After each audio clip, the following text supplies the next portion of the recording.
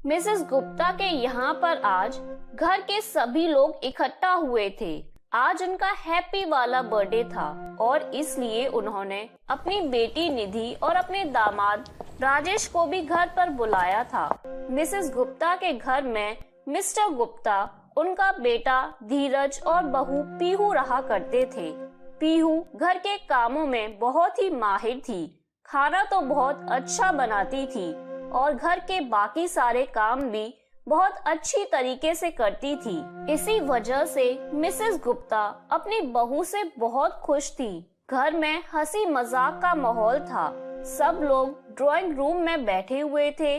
कुछ ही देर पहले मिसेस गुप्ता की बेटी और दामाद घर पर आए थे। देख निधि, तू तो अब मेरे पास आती ही नहीं है। जब से शादी हुई है तू तो ससुराल की होकर रह गई है। सही कहती है मम्मी जी आप। कितनी बार कहता हूँ निधि से, अरे भाई कभी तो अपने मायके भी चली जाया करो, लेकिन ये तो मेरी कोई बात सुनती ही नहीं है। लगता है निधि दीदी का अपने ससुराल में कुछ ज्यादा ही मन लग गया है। वैसे दामाद जी आप उनका इतना ख्याल जो रखते हो ना, इसलिए उनकी मायके आने की इच्छा नहीं होती होगी। अरे पीहू, उनकी इच्छा तो ठीक है, पर क्या तुम्हारी इच्छा नहीं हो रही कि अपने हाथों से कॉफी बनाकर पिलाओ? पता है ना दामाद जी को तुम्हारे हाथ की कॉफी कितनी पसंद है। धीरज भैया बिल्कुल ठीक कह रहे हैं। अभी आपके हाथों की कॉफी का तो पूरी दुनिया में कोई मुकाबला ही नहीं है। क्या है ना, आपकी ननद को कॉफी अच्छी बनाना नहीं आती भाभी। अरे क्यों नहीं दामाद जी, मैं अभी आपके लिए कॉफी बना कर लाती हूँ। अरे बना लेना कॉफी भाभी, इतनी भी क्या जल्दी है? 2 मिनट तो बैठिए यहाँ पर, मैं अभी आती हूँ। इतना कहकर निधि वहाँ से चुपचाप किचन में चली जाती है और पीहू सबके साथ बैठकर बातें करने लगती है। किचन में जाकर निधि नमक के डिब्बे में पिसी हुई शक्कर और शक्कर के डिब्बे में नमक कर देती है और मुस्कुराती हुई किचन से बाहर आती है जैसे कुछ जानती ही ना हो।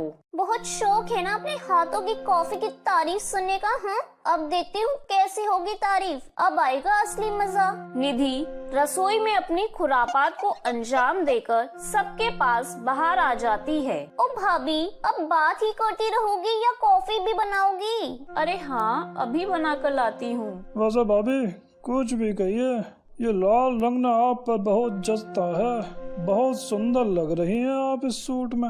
ओहो, थैंक यू दामाद जी। पीहू रसोई की तरफ चली जाती है। भैया, भाभी ने जो अभी भी कहा था ना, वो आपके लिए ही कहा था। अरे इतनी अच्छी बीवी मिली है आपको, कभी कभी भाभी की तारीफ भी कर दिया करो, वरना भाभी नाराज हो जाएंगी। अरे नहीं नहीं, वो तो किसी से नाराज नहीं होती। ठीक कह रहा है बेटा, बहू ना किसी से नाराज नहीं होती है और मेरा तो सारा दिन ही उसके हाथों की कॉफी पीने का मन करता है। आज देखते हैं, आपकी बहू के हाथ की कॉफी की बहुत ज्यादा तारीफ होती है ना, अब आएगा मजा।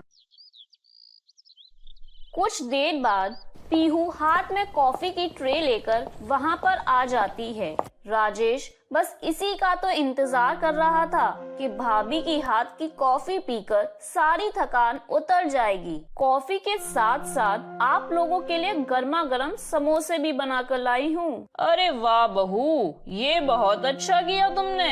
ये देखो मेरी सहेलियाँ मिसेस शर्मा और मिसेस वर्मा भी आ गई हैं। नमस्ते आंटी जी, देखिए मैंने आप लोगों की आवाज सुन ली थी, इसलिए मैं आप लोगों के लिए भी कॉफी बना लाई हूँ। अरे वाह, क्या बात है भाभी, आज तो आपने हम सबकी मौज ही कर दी।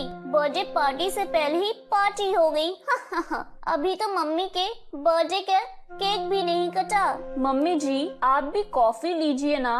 अरे नहीं नहीं बहू, आज ना पेट थोड़ा गड़बड़ सा हो रहा है। एक काम करो, तुम सब लोग कॉफी पियो, मुझे नहीं चाहिए। मुझे भी नहीं चाहिए, अभी थोड़ी देर पहले ही तो कॉफी पी थी ना। अच्छा ठीक है। सब लोग कॉफी पीने लगते हैं, लेकिन सबके चेहरे के हाव भाव बदल चुके थे। राजेश ने जैसे ही कुछ कहना चाहा, निधि ने इशारे से उसे चुप करा दिया। मिसेस गुप्ता की सहेलियां भी चुपचाप कॉफी पीने लगी। उनके चेहरे को देखकर लग रहा था कि जैसे वो कुछ कहना चाहती थी लेकिन कुछ कह नहीं पा रही थी। दरअसल कॉफी में पीहू ने नमक डाल दिया था और समोसों में नमक की जगह शक्कर। लेकिन सबको डर था कि कहीं अपने बर्थडे के दिन मिसेस गुप्ता पीहू से नाराज न हो जाएं और उसे कुछ कह न दें। इसलिए सब बिना कुछ कहे नमक वाली कॉफी पी लेते हैं। लेकिन सब ने कॉफी आधी आधी पीकर छोड़ दी और समोसे भी जरा जरा से चख कर छोड़ दिए। अरे ये क्या मिसेस शर्मा, कॉफी भी नहीं पी और ये समोसे क्यों छोड़ दिए? ये तो आपके फेवरेट है ना। हाँ, पर वो क्या है ना, आज मेरा पेट ठीक नहीं है, इसलिए कुछ खाने का मन नहीं है। अच्छा, कोई बात नहीं। लेकिन मिसेस वर्मा, आप तो खाइए, आपका पेट तो ठीक है ना। अरे वो क्या है ना मिसेस गुप्ता, आज घर में गेस्ट आ गए थे तो उनके साथ खाना पीना हो गया, तो बस इतना ही काफी है। अरे दामाद जी, आप बताइए आपके साथ क्या हुआ?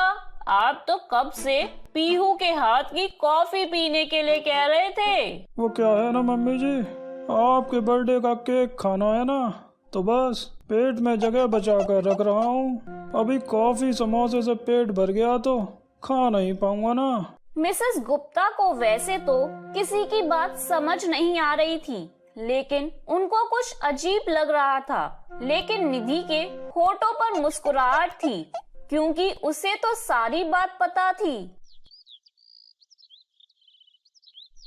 अरे आज तो मम्मी का बर्थडे केक भी भाभी ने बनाया है, बिल्कुल वैसा ही जैसे इस कॉफी और समोसे बने हैं। क्या मतलब निधि दीदी, आप कहना क्या चाहती हैं?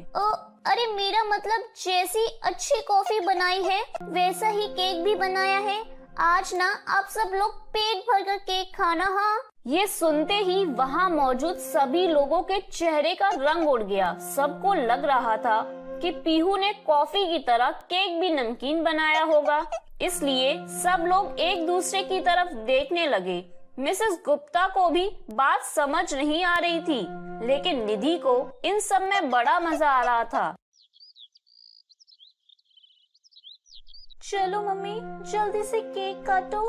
भाभी के हाथ का स्पेशल केक खाने के लिए मैं तो बेचैन हो रही हूँ। ओहो, याद आया, मुझे घर जाना होगा। शायद मैं गैस खुला छोड़ आई हूँ, कहीं कुछ ऊंच नीच ना हो जाए। हाँ, मेरे भी ना हस्बैंड आने वाले हैं, अभी अभी मैसेज आया है। मैं भी जाती हूँ, फिर आऊंगी हाँ आपके घर। अरे ऐसे बीच में बर्थडे पार्टी छोड़कर भला कौन जाता है? आप लोग ऐसे बिना केक खाए क्यों जा रहे हैं? अरे आंटी जी, आप लोग चले जाएंगे तो ये स्पेशल केक कौन खाएगा? अभी थोड़ी देर में चले जाना। और आंटी जी, आप घर पर किसी को कॉल करके बोल दो ना, वो गैस बंद कर देगा।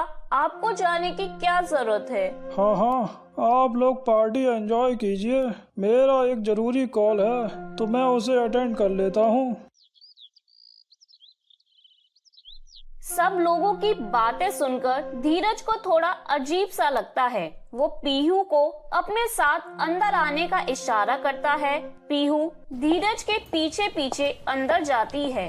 रसोई में आने के बाद, क्या बात है पीहू, सब लोग ऐसे क्यों बिहेव कर रहे हैं? मेरी भी कुछ समझ नहीं आ रहा धीरज जी। किसी ने कॉफी भी नहीं पी और समोसे भी छोड़ दिए, पता नहीं क्या मामला है। तुमने समोसा और कॉफी चक्कर देखी क्या?